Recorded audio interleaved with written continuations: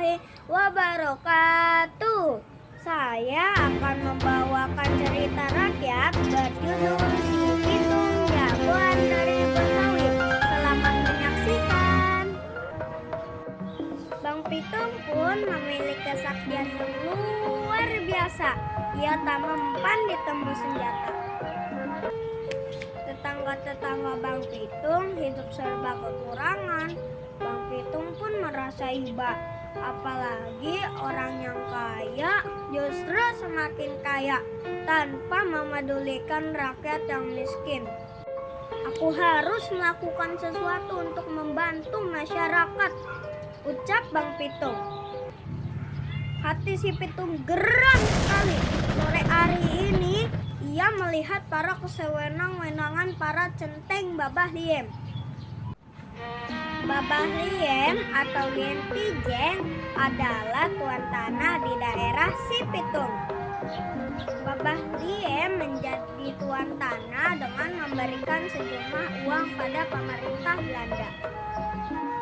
Selain itu, ia juga bersedia untuk membayar pajak yang tinggi pada pemerintah Belanda.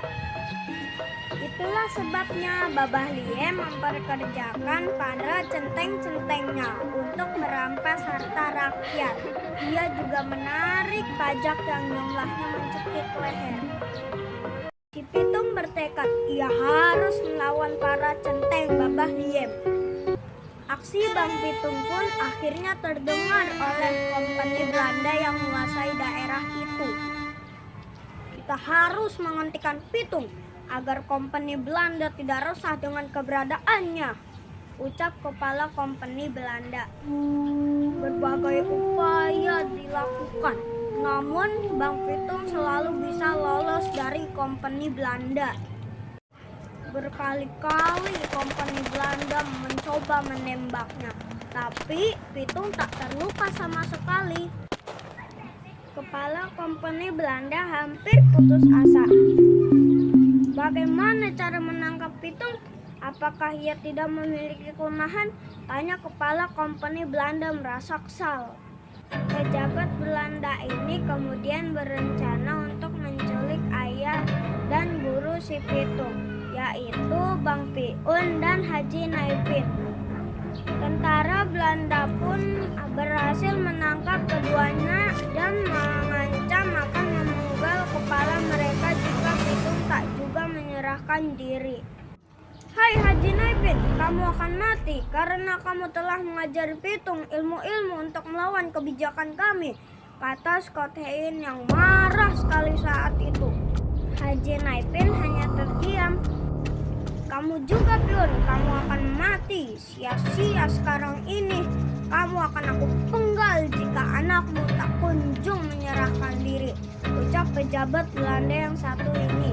Kabar ditangkapnya Haji Naipin dan ayah si Pitung akhirnya terdengar oleh si Pitung dan para pengikut. Namun Pitung tak serta-merta menyerahkan diri kepada Belanda. Ia memilih mengirimkan surat kepada pejabat Belanda.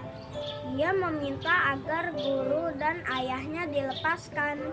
Belanda pun tak kalah taktik. Ia melepaskan ayah si Pitung, namun tak melepaskan Haji Naipin. Belanda baru akan melepaskan Haji Naipin setelah Pitung menyerahkan diri. Akhirnya Pitung kembali mengajukan syarat. Aku akan menebus kesalahanku dan mengembalikan harta-harta yang telah saya curi, kata Pitung pada surat berikutnya. Belanda pun mengiyakan syarat tersebut. Selang beberapa hari, akhirnya bawa pulang jenazah si Pitung dan menguburkannya. Berkat jasa-jasanya, banyak sekali orang yang mengirimi pemakamannya dan mendoakannya. Walaupun si Pitung sudah tidak ada, tapi si Pitung tetap dikenang sebagai pahlawan bagi rakyat jelata.